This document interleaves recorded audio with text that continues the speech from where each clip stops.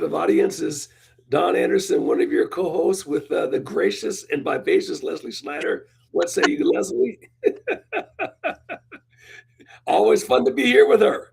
Yes. Yeah, we have a good time. We have a good time for We sure. do have a good time, But you know and we why hope we y'all. you know why we because we have a sense of humor. Why do we have a sense of humor? Because I live in California and you live in Portland. And if we Uh, didn't have a sense of humor, we would be spiraling in a dark corner in the back of the closet. a very dark corner. You have to be able to laugh to keep from jumping off a cliff, right? But if we can laugh and not jump off a cliff in Portland, wherever you are, hey, it should be really easy for you. So we're on the front lines here. So I thought I'd start this one off with just of course it's all about Portland, right? Since I'm right across the river from Crazyville. But I just wrote this rant. I just wanted to highlight it because I think you all will enjoy this one so much. And let me go to the topic of itself, which is basically entitled "The Demonic Possession of Portland." So, and I'm going to cut and paste the link here to you so you can look at said rant at your leisure. Um, and it's as horrifying as it sounds. So let me tell you the genesis of this one, right? So essentially, I was having a conversation with my son maybe about 6 or 7 months ago. And the topic was, I said something like, we use the term demons and their existence, and we use it like hyperbole. You say something is demonic, but do you really mean that? Most of the time, we don't. It just means it seems to me it's bad.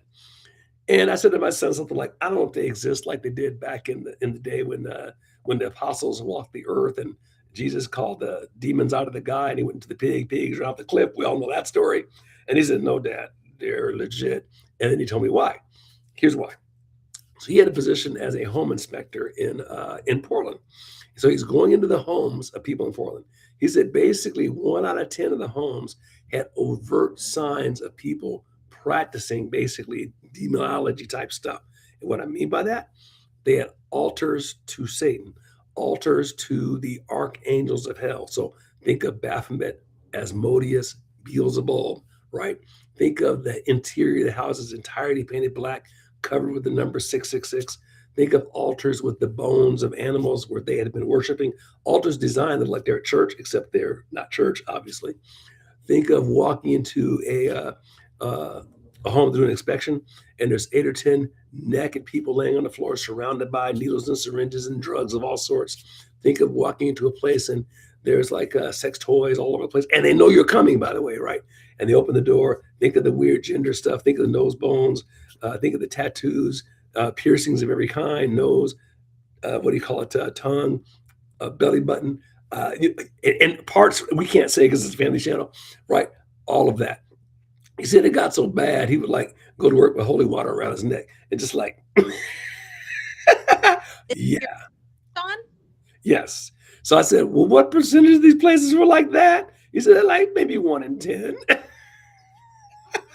So what that led to was there is a priest named Father Rippinger, and in this link, if you look at in my article, there's a podcast from him where he talks about the rate of demonic possession and how it's changed in the United States over the last 50 or 60 years. So as a meeting of exorcists, now would you like to be a fly in the wall at that meeting, by the way? And they're talking about how this has changed over the last 50 years. And they said basically in the 60s, the rate of demonic possession, meaning someone that is, think of like the classic stuff you saw in Hollywood kind of level of possession.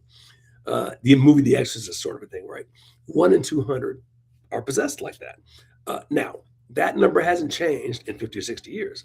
What has changed are the various stages that lead you to that, because you don't just automatically go to advanced demonic possession. Think of cancer. In order to get to stage 5 cancer, you got to go through stages 1, 2, 3, and 4. Well, there's various other levels of demonic possession. So I think one is demonic obsession, demonic oppression, and there's like all these others. So without getting into details, because I'm no expert at this, I'm just giving you a high level what he was saying. The percentage of people in those other categories is increased. Basically, I think they said like 25% of the population has oppression, 20, and like 10% is like obsession. So essentially, if you add the numbers up, 25 plus 35 gets you like, so 50% of the population is in some form of demonic on the trail, if you will. It's like saying they have cancer, but different stages of it, right? In this case, it happens to be demonic. on that path. Then this was actually fascinating. He said like 50 years ago, it would take an exorcist 1 or 2 days to get somebody out of that state. You go visit them, you square them away, they're good. That turned into more recently, it became a month, then 6 months, then like a year. And so now he says it takes 4 years to get them out. His reason why is because A, the church is less holy, and this is my side of it, it's like, and society is less holy. Which, if you think about it, it makes complete sense because if you were, let's say, treating somebody for drugs and you got them fixed up and you were the doctor, you squared them away, and they went back home and it was drug-free society, yeah, your chances of success are going to be pretty high, and the time period to fix them is going to be pretty short. But if I fix you up and send you home and you're surrounded by crack villains and fiends at home, it's going to take a lot longer to get you fixed if I can fix you at all. So because society is going further south, that's happening more. Now let's tie this back to wonderful Portland, because that 1 in 14 demonic was one out of, let's see, One, 1 in 200 number, which is what, 0.5%, which 1 in 200 is not evenly distributed across the United States. There are some places that are more likely to attract more of them, and those will be the ones who are less holy. What's the least holy part of the country? Well, the most unchurched part of the United States is the Pacific Northwest, and to be blunt, Seattle and Portland. And there was a study I saw in the Oregonian a couple of years ago. I went and researched this. It was out of the top 100 metropolitan areas in the United States, the one that had the people who self-described that they were not religious the most, where it was greater than 50% said that. The only city that fell into that bucket was Portland. So all of that was absolutely fascinating. Then I'll add a personal twist to this. So I used to do recruiting across the country, and I would get people on the phone, and inevitably it would be people who were leading, let's call it the alternative lifestyle without getting into too much detail. And they would get on the phone and say, "Oh, I heard about Portland. I want to move there. Let's ask, like, great place, right?" So what's happening is those places they attracts like. They want to go where they can be totally comfortable with this stuff. So they come to places like Portland, Seattle. So other parts of the country aren't at 1 in 200, right? But places like Portland are, there are going to be a lot more in these places. And that would, what do you call it, explain why my son saw what he saw. It also explains, saw what he saw. It also explains what you see in Portland.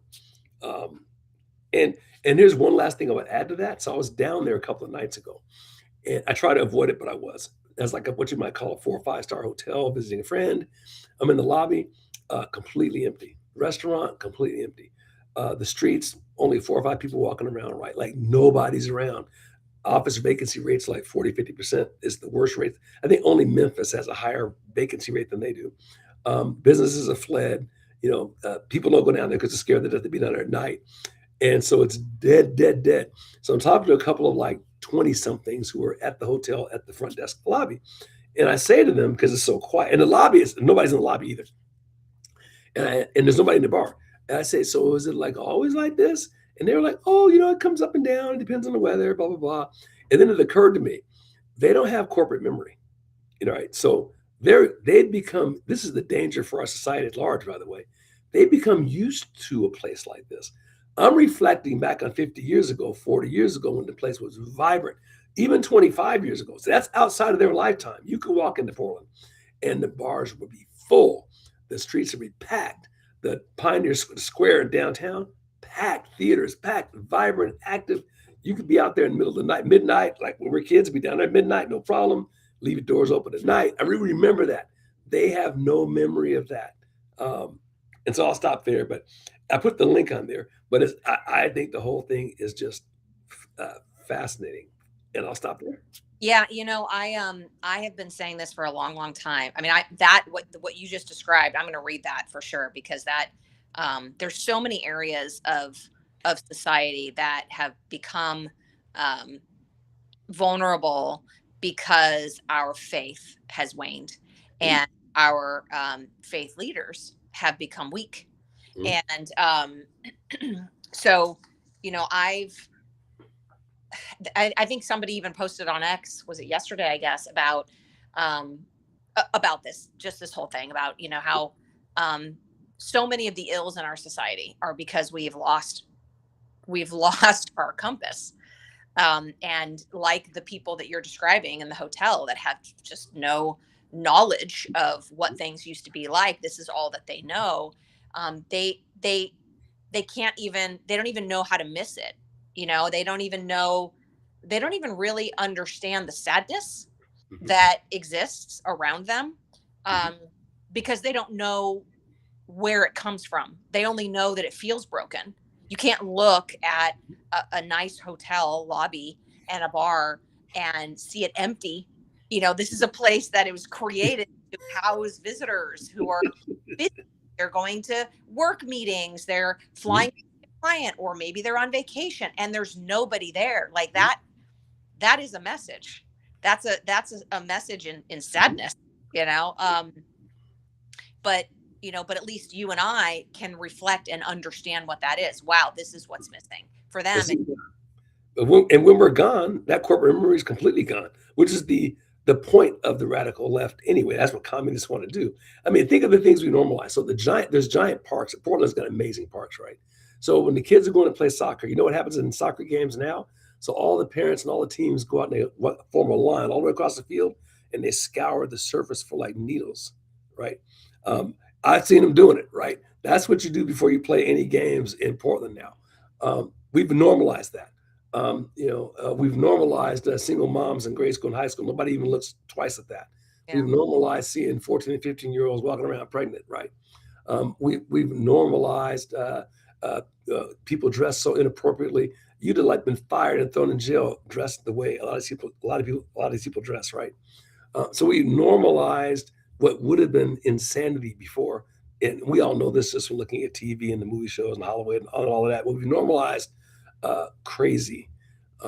We've normalized sin. Yeah. To be Yeah. blunt. I've mentioned this idea to a few people, and some people get it. They agree with me. Mm, a lot of people don't. But and I'm not saying that this is true, but Mhm. it has occurred to me that every medical condition that you have, every ailment, every sickness, whatever it is, disease, the patient is desperate to heal, is desperate to get better. They will do whatever they need to do in order to, to be able to get the medication or to comply with the lifestyle in order to, whatever. Um, Mhm. but addiction is called a disease, but Mhm. you are not just a participant, but you are actually the adjutant. You are the instigator in your own destruction, Hmm. in death, right? Yeah. A lot. Mhm.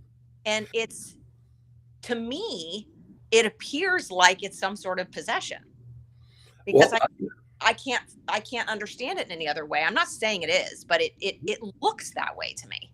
mhm. Well, and I'm no, listen, I certainly don't claim to be an expert in this area, but we just noodle this around a little bit together. I think the brain is composed of two parts. It's composed of reason, it's composed of emotion.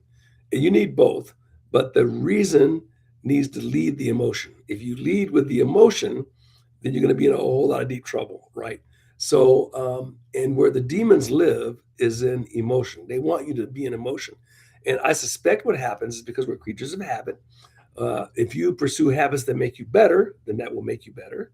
If you pursue habits that will make you worse, they will make you worse. And people who tend to fall into this trap don't have control over their emotion. So again, I'll use the sports analogy because these are so easy to understand. If you want to be a great, let's say, offensive tackle, there's things you have to do to become a great offensive tackle, and a lot of them aren't pleasant. They're boring, and you do them over and over again. But if you do them over and over again, eventually you'll be a great offensive tackle. If you don't do them, you'll be terrible. And the same thing applies to things moral. So if you're constantly doing things that violate the moral code, and it seems like, and I heard the same exorcist talking about this, we all have, so we have guardian angels, we also have guardian demons.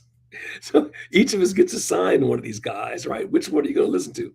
And that guy's constantly pushing on whatever that weakness you have. So if yours is anger, or if yours is porn, or if yours is whatever that is, and we're going to keep working on that, man, to get you to cave into that. And you have to have the discipline to not do it. And the more discipline you have to not do it, the more holy you become, the closer to becoming a saint you become, the more virtuous. That's the word I'm looking for. The more virtuous you become if you resist that, and the more vicious you become if you don't. Vice and Virtue, right? Saint and Savage. It's really a fascinating. And again, I'm at the very edges of like, exploring this piece, but it's very rational because if you choose to, you don't have to be religious to get this. By the way, this seems obvious to me. Who would you rather live next door to? Somebody who's following the commandments, or somebody who's not? You don't have to matter what religion you're in. You're going to want to live next to somebody who's behaving. And how we behave as a person will dictate who you become and how you live. And how you behave as a society will dictate how we become as a society. Now you look at the blue locations in the country and you look at the red ones, and what do you see? You see a dramatic difference in terms of behavior. Mhm. Yeah. Yeah. Yeah. Well, Anyway, fascinating piece. I thought you all would like that. So Leslie, what do you got? Is that enough to spook you all to death? well, there's a couple bits that I wanted to talk about. We talked a couple weeks ago, actually maybe it was a month or so ago, about Act Blue. Mhm. Act Blue was in deep water, and their legal counsel quit, and several of their board quit. Several of their staff leadership quit, because it was revealed publicly that, um, they were not they were not vetting their donors properly, and they were taking more than, was legally allowed per individual donor. They were taking foreign donations. They were, bundling donations and attributing them to a single person instead of actually these multiple little donors. Mhm. And so James O'Keefe went out and actually did that whole video series where he was going to trailer parks and interviewing, 72-year-old women and curlers and saying, is it true that you gave, $839,000 to Act Blue, to I support your remember that. Yes. Democrat campaigns? And they're like, what? That didn't happen. Like, what are you talking about? And so, so anyway, it was referred to the DOJ, and Biden's DOJ did nothing. But now, of course, Trump's DOJ is doing something. So they were pulled into Congress to testify, and they were confronted with a lot of these things. One of them being that they were, allowing donations through gift cards. Mhm. Um, and they said, oh, gosh darn it. We promise we won't do that again. Uh-huh. Uh, so, uh, You naughty boys, we got caught. but we Yeah. promise. Yeah.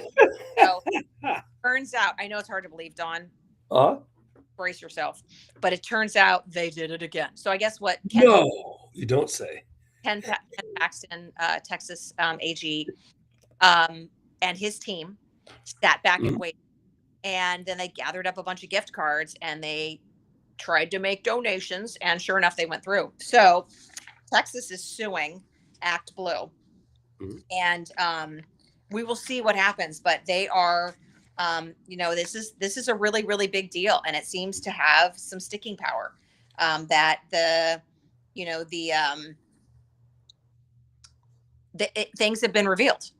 And, and again, this is perfect timing. It's right before the midterms when That was exactly the point I was gonna make. Yep. yeah, they're getting very, very confident. So, it's kind of that death by a thousand cuts. Mhm. You've got to just keep on keeping on with Mhm. this dismantling of these gigantic systems.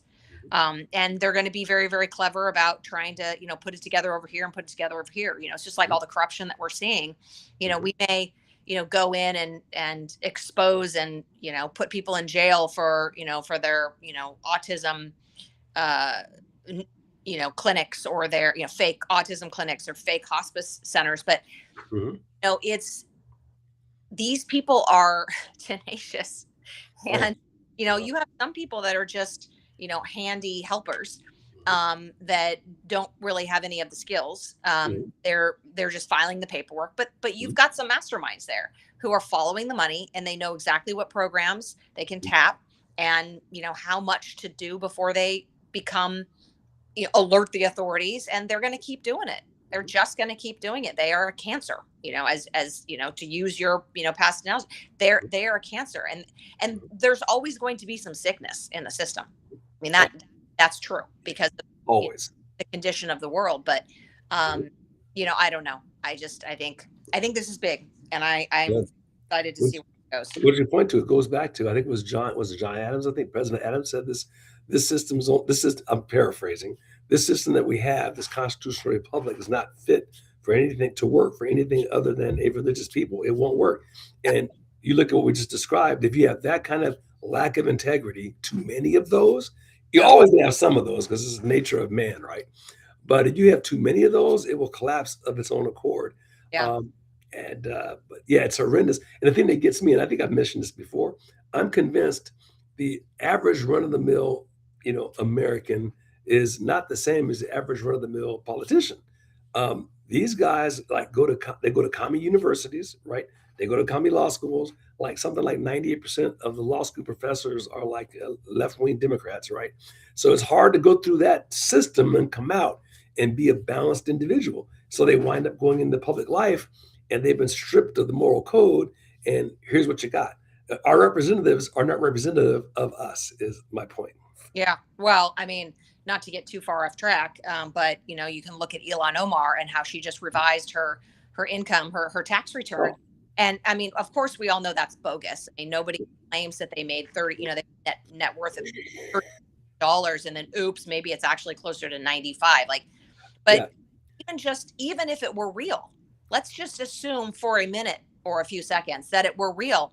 If you and I did that, Oh, you'd be up the river so fast. They track that kind of stuff. I and mean, how in the world on a $175,000 salary, and Pelosi and a whole ton of them are like this. They're turning 175,000 to like 30, 40, 50 million. And then their spouses are suddenly, who are quote unquote consultants, have basically greased the skids and started the business from scratch. It became 30 or 40 million like overnight. I'm just, it speaks to the level of corruption that those people are at a minimum out of office for that alone. well, but corruption, but also like equal justice. Like if I filed a fraudulent tax return, I'd be in big doo doo. Yeah. But we're supposed to, they're the Dems are minimizing this, like, oh come on, don't be overreacting. It's like, wait a minute. So I didn't file a non-operational form on my electric scooter last year, and they legit realsies, they yanked $200 out of my tax return. Well, you Like, you obviously didn't get the lesson from the book Animal Farm, did you? You know, all the animals are the same, but some animals are more equal than others. of course, I- like so I'm supposed to just eat it because, well, I didn't fill out the form. Well, you claim $30 million on your tax return, and then oopsies. Let's just revise that, and no harm, no foul. No, and then shame on you for bringing it up. Yeah, I don't. It's frustrating. yeah, So I don't want to get too off track because yeah, we've got a lot to get through. But yeah. So anyway, yeah, that's that. And then I know that we had talked real briefly about the Southern Poverty Law Center. yes. How they're being investigated by the DOJ. Again, another amazing thing. This is an organization that has been standing on a platform of transparency and justice and um, perfect behavior, I guess you could say, and expose their hate map, that has like Christian organizations on it, and They've gone full commie, and maybe they were from the very beginning. I don't know if they were or they weren't, but they've definitely gone full commie over the last 20 years. So it's great to see them finally getting hamstrung at a minimum.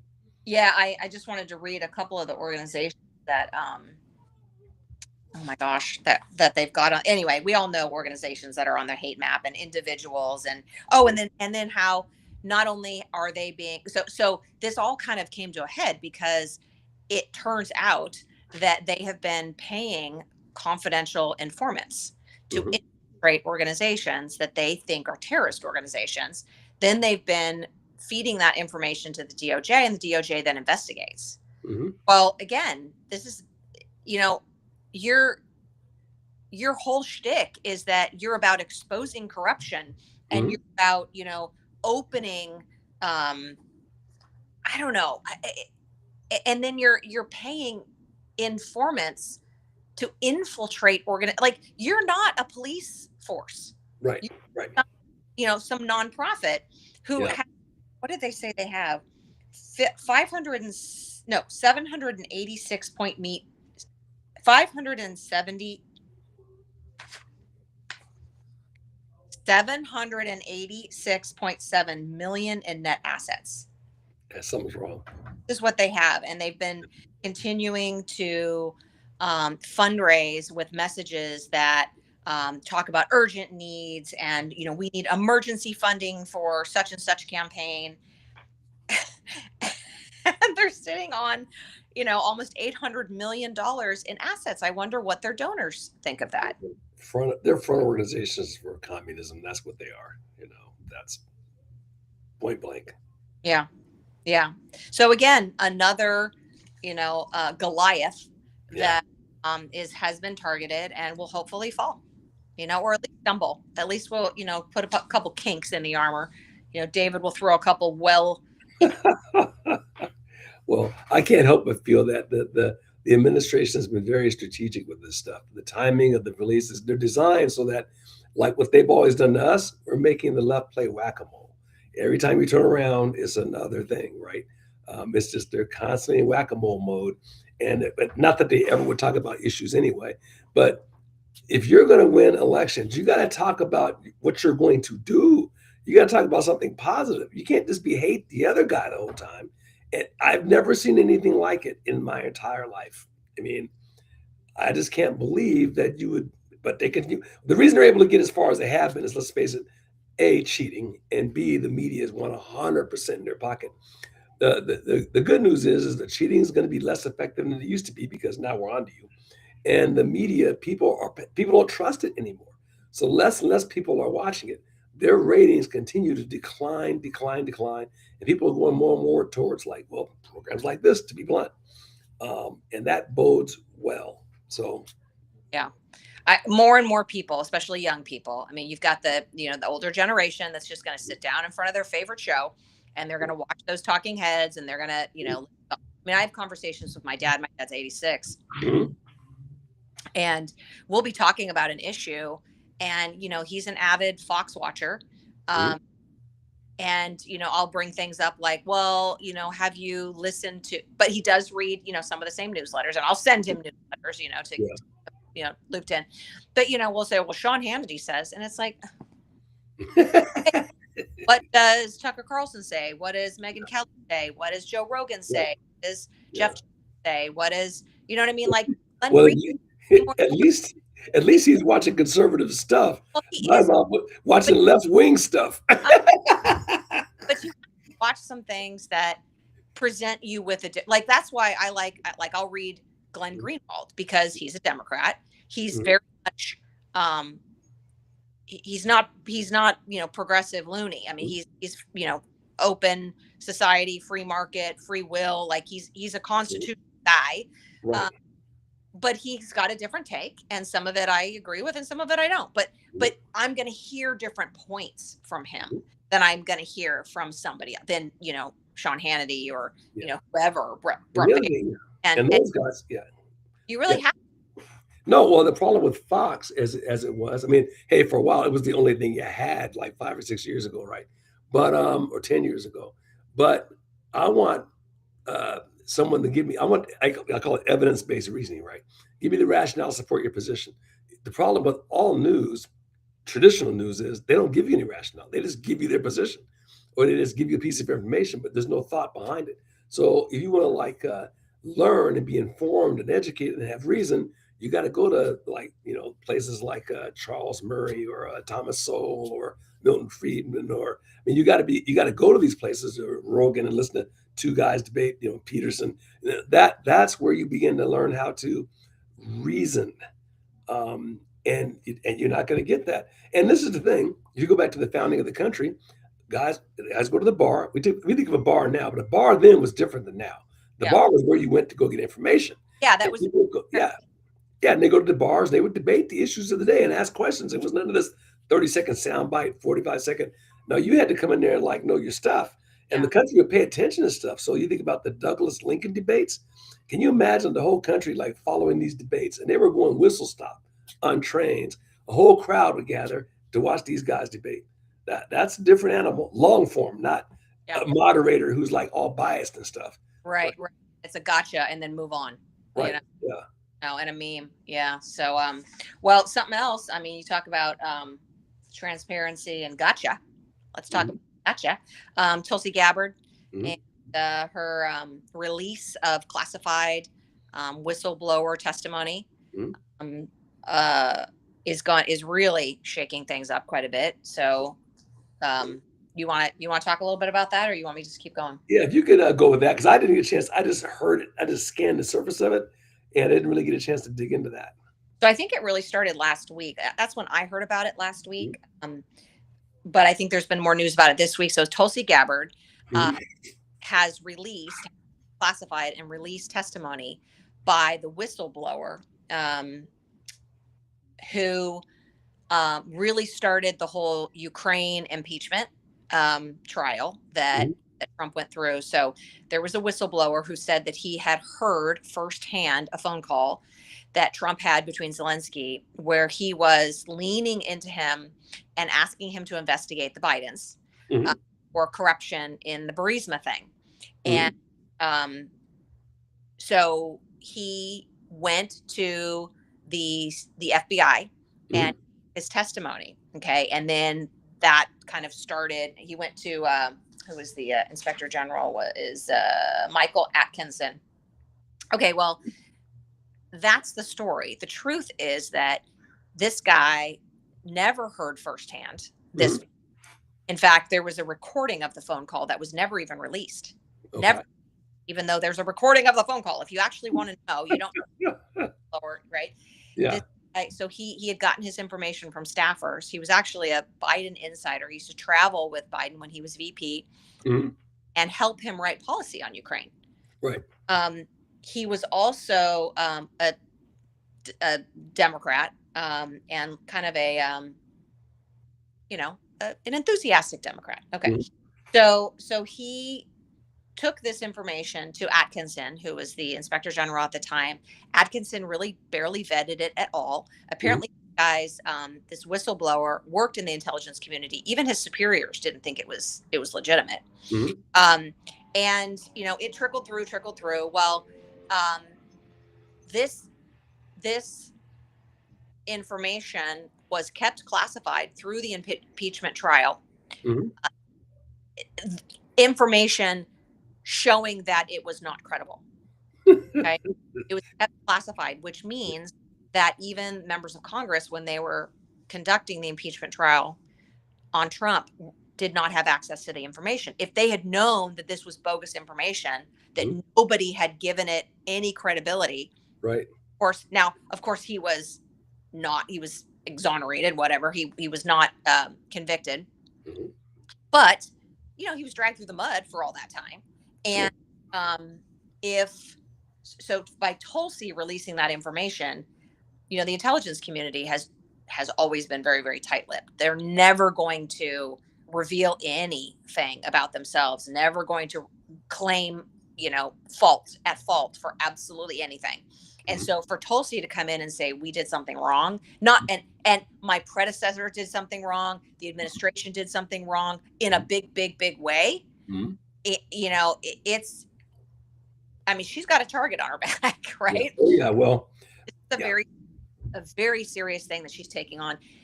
Also, with Adam Schiff, because he was kind of leading that Mhm. that whole effort, the evidence indicates that he was actually colluding with the whistleblower. He Mhm. was being the whistleblower on when to come forward and who to talk to and things like that. That could sink his reelection bid. And Yeah. wouldn't that be wonderful?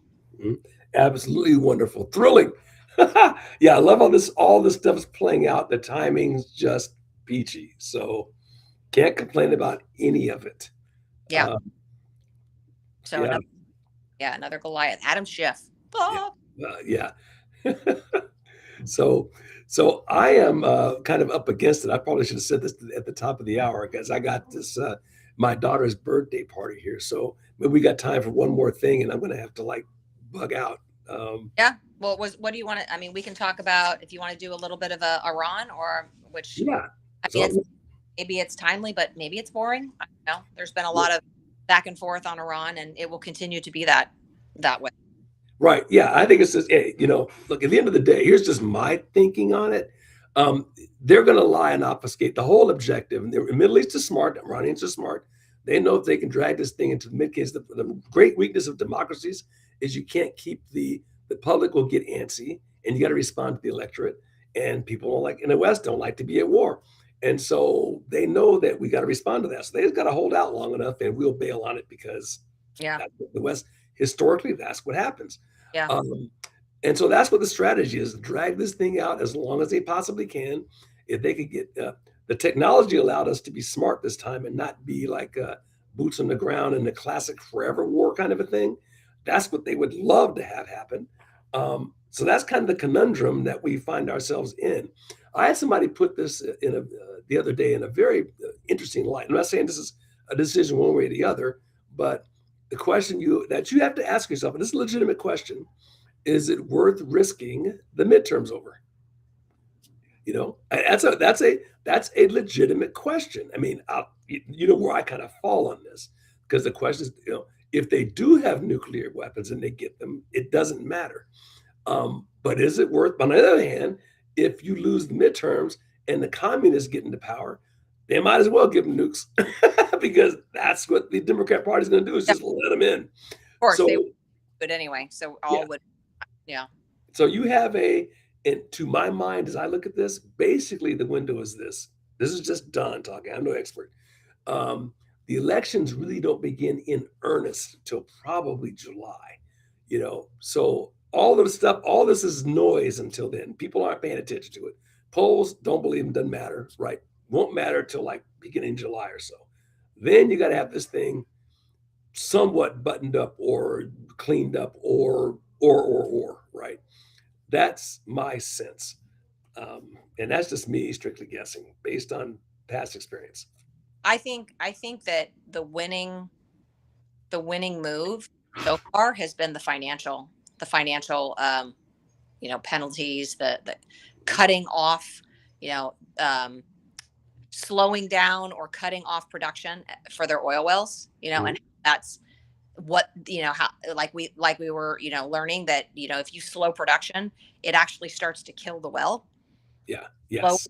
cut it off. It's not like you, like a switch. You just, oh, I'm going to turn it down. I'm going to turn it up. I'm going to turn it down. No, it actually kills it. And so that could have, of course, billions of dollars of ramifications for the Iranian economy. Mhm. That seems to be the winning play, because we're not going to change hearts and minds. We're not going to successfully pull off a regime change. We're not going to, we're using weaponry to terrorize, really. That's what weaponry does in these situations, but it is not going to win. No, those guys, it'll be whack-a-mole. So basically, and it will always be whack-a-mole in the Middle East. The only thing is can you make it like a less threatening, smaller moles to Yeah, whack? yeah. And that's, yeah. We can restrict their funding Mhm. to, lower amounts to support these terrorist groups. But if we go in and we start bombing civilian infrastructure, we are for sure going to create some more terrorists. Yeah, yes, yeah. I don't know if I'm like you. I don't know if I like that idea. I don't like it. I'll just be blunt. Yeah, who does? Um, I mean, who yeah, does? Or if yeah. you're a feeling person, Mhm, and mhm, I mean, I'm pissed off because my price at the pump is higher. mhm, My eggs are more expensive. My this, my that, right? Like, mhm, I'm feeling I'm feeling things over here, and that's making me unhappy with my administration. Not that I would vote for anybody else, but you get mhm. what I'm saying. I can No. imagine if you come in and you start bombing girls' schools like we did, or you Mhm, start bombing energy infrastructure, mhm. that's not going to win me over, Yeah, even if I'm a pro America person. So I think we just need to stay focused on the straight and keeping things as restricted as possible. I think mhm. that's what's going to bring them to the table. Plus, hey, what's happening now is Europe and all. Remember, this is an asymmetrical war. This is a strike as much against China as it is anything in Iran, and they're getting killed. The media will never report this. They're being destroyed. One of the other things that people aren't reporting. Did you catch the fact that that Japan just rolled a military destroyer right through the China Sea, the South China Sea, right No. off the Chinese coast? I love that president of China, rather president of Japan. She's like, what you gonna do about it? And see, no, everybody else is scared to death of China. She's like, what you gonna do? Right? And they didn't do a thing, which tells you, A, they're scared of a rearmed Japan. And B, and Japan is basically saying, if you go to Taiwan, you got to come with us too, right? So China's getting their pants pulled right down, and the media is not reporting that stuff because China's already shown their weaponry stinks. It was their weaponry that was supposed to defend Venezuela. How did that work out? It was their weaponry that was supposed to be defending. It was theirs and Russian weaponry that was supposed to defend where we at now in Iran. Didn't work. Didn't work at all. So now, if you're Japan, and we just signed this great deal with Indonesia, which controls Indonesia, which sits right on the Strait of Malacca, where 80% of Chinese like cargo goes through and 80% of their oil. So remember the asymmetrical side of this. They're getting strangled. They're getting no oil from Hormuz. They're getting no oil from that part of there. And guess who has their own oil? Hey, we don't need any of it. So they'll be coming here and buying our stuff, which is like, and maybe that's the place to be. Okay, none of you guys get anything. Come buy your stuff here. And that includes you, Europe, who won't raise a finger to help yourself either. So, and by the way, let's tear up the crap out of you too to pay for the defense that we're paying for you because you won't even participate in your own defense. I think it's that just might be the play. Yeah. But anyways, we'll see what happens tomorrow. We'll see what happens. But hey, guys, yeah, I brought a bag. I got a daughter in here that I got to celebrate a birthday for, which means I'll be forced to eat some cake and ice cream. It's such a bummer. But I just let the audience know I had a conflict tomorrow, so we won't be here for the wonderful Wednesday. So we'll catch you the next wonderful Wednesday. And thank you all for participating. And Leslie, it's always wonderful. Don, thanks for letting me ride your coattails. No, hey, it's a pleasure. You take care. Have fun in sunny San Diego, and the rest of you all, we'll see you next week. All right. Bye-bye. Good night, everybody.